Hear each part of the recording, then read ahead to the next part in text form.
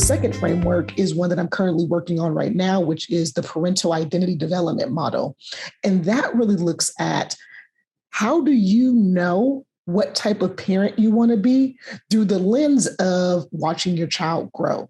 And so it starts with pregnancy and this idea of nesting and how are you creating a nesting environment for your home. And it goes all the way up into your child is parenting age.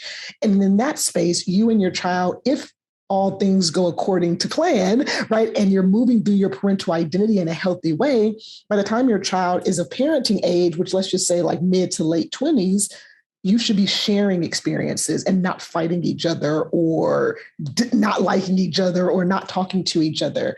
And the reason why I created the parental identity development model is actually exactly what you shared earlier. There actually isn't a manual for parenting. I'm so sorry. My Doberman is barking. Okay, you're okay. Go ahead. We'll edit that. I'm sorry, Mercedes. So the whole reason why I created the parental identity development model is kind of going back to what you shared earlier, which is there is no manual for parenting and there shouldn't be one. But my idea is that there's actually an identity shift that happens every time you bring a new child into your caregiver space. And so it doesn't just happen the first time and then every subsequent child, it's the same. It actually changes because the lens with which you're looking through the world changes, which inherently will influence your personality, your ideas, and who you are.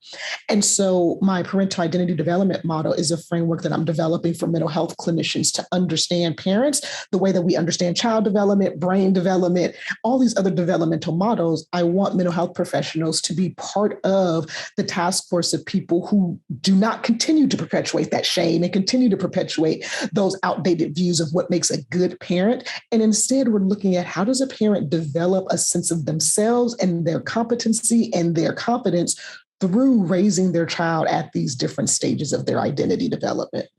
I love that. I mean, and truly you're talking about from pregnancy, like giving us some education and some identity and allowing that to grow and mold. Do you think parents have been shamed by therapists? I mean, is that kind of a lot? Yeah. Okay. So they're going in thinking they're seeking help. I have a child, they're going through these issues, and you walk out feeling worse than you did when you came in.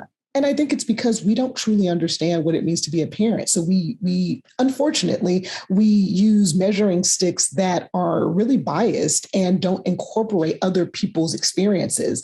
And so, for instance, a lot of times I think because we don't know what parenting is, a lot of mental health professionals will use, well, my mom did this or my mom did that. So if your mom did something really good, you measure that up. You measure that up with the parent you're working with and say, okay, they're doing good.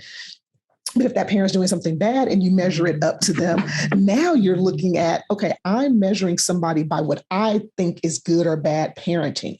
There's actually no theoretical models for how to support a parent through their identity development. There are only theoretical models for child development, cognitive development, all these other things that focus on the child, but they forget that the parent also needs to feel confident and competent when that professional leaves or when that support leaves or when they're by themselves at home trying to manage a kid.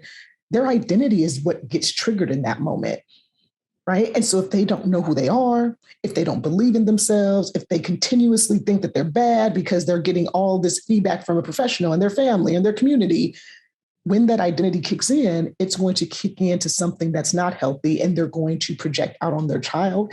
And for a lot of parents, they might even internalize that they're horrible and not know how to support themselves and feel so embarrassed that they don't even reach out for help.